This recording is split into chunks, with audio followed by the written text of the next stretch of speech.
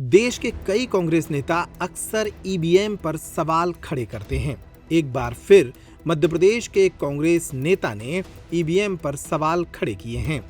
पूर्व विधायक और मीडिया विभाग के प्रदेश अध्यक्ष मुकेश नायक ने बुधवार को भोपाल में आयोजित एक प्रेस कॉन्फ्रेंस के दौरान कहा कि भारतीय जनता पार्टी के नेता इसलिए अहंकारी हो गए हैं क्योंकि ईवीएम मशीनें सेट कर ली गई हैं। इस प्रेस कॉन्फ्रेंस का मुद्दा प्रहलाद पटेल के द्वारा दिए गए एक आपत्तिजनक बयान का विरोध करना था, लेकिन इसी प्रेस कॉन्फ्रेंस के दौरान मुकेश नायक ने 3 बार ईवीएम के सेट किए जाने का बयान भी दिया। सुनिए मुकेश नायक का ये बयान। प्रहलाद पटेल जी से जब ये पूछा गया कि आपने ऐसा बयान क्यों दिया, तो इसके जवाब में उन्होंने कहा कि मैंने बयान सोच समझ के दिया और अपने बयान पर मैं कायम हूं।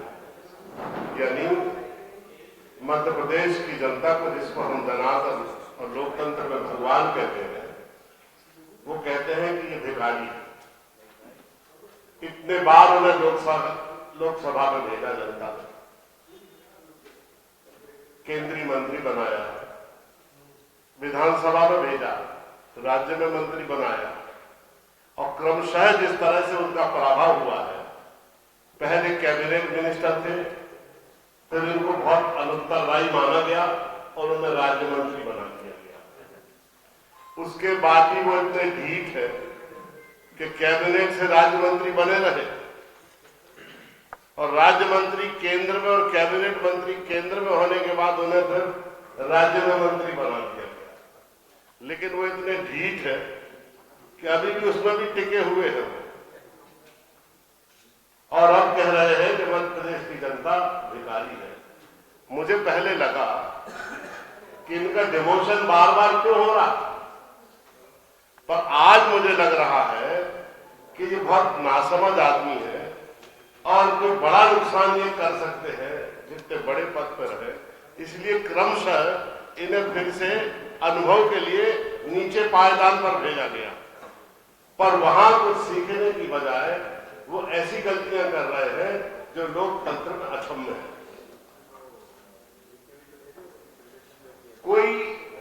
कोई भी डेमोक्रेटिक पार्टी का नेता जिसकी संपूर्ण राजनीति, जिसका संपूर्ण यश, कीर्ति और सम्मान, जिसकी संपूर्ण सेवा भावना जनता के समर्थन पर टिकी हो और वह आदमी कहे कि जनता भिखारी है,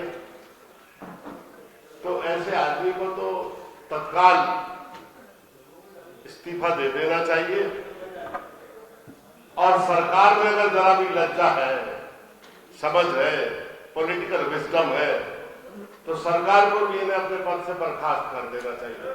और अगर ऐसा नहीं होता है तो इसका अर्थ यह है कि इसका अर्थ तो सीधा सीधा ये है कि जनता को भिखारी कहो, जनता से पैसे लो, जनता की अनसुनी करो, समस्याएं इसलिए करो क्योंकि ईवीएम सेट है, चाहे भिखारी कहो चाहे लुटेरा करो, उन्हें तो जीत नहीं है। जो इस तरह की उपेक्षा है जनता की, उसका मूल कारण मुझे ये समझ में आता है कि इनके नेता दिन में अच्छा भोजन करके 4 घंटे सोते हैं, शाम को उठ के 1-8 घंटे तफरी करने जाते हैं, कोई जनता के काम नहीं करते, बड़े बड़े बंगले, बड़ी बड़ी गाड़ियां, बड़े बड़े महल बना रखे हैं और इतना पैसा हो गया है इनके पास कि जनता गरीब हो गई और इसके कारण इन्हें कोई चिंता नहीं है जनता की। ये भिखारी कहें, भिखमंगा कहें, चाहे जो कहें, जब ईवीएम मशीन सेट है तो इन्हें किस बात की चिंता है? चुनाव तो इन्हें जीतना ही जीतना है। तो प्रहलाद पटेल का बयान ये दर्शाता है कि ईवीएम मशीन सेट है, इन्हें कोई चिंता नहीं है, फिर लड़ेंगे, फिर 5 लाख वोट से जीत जाएंगे, जीत ही रहे।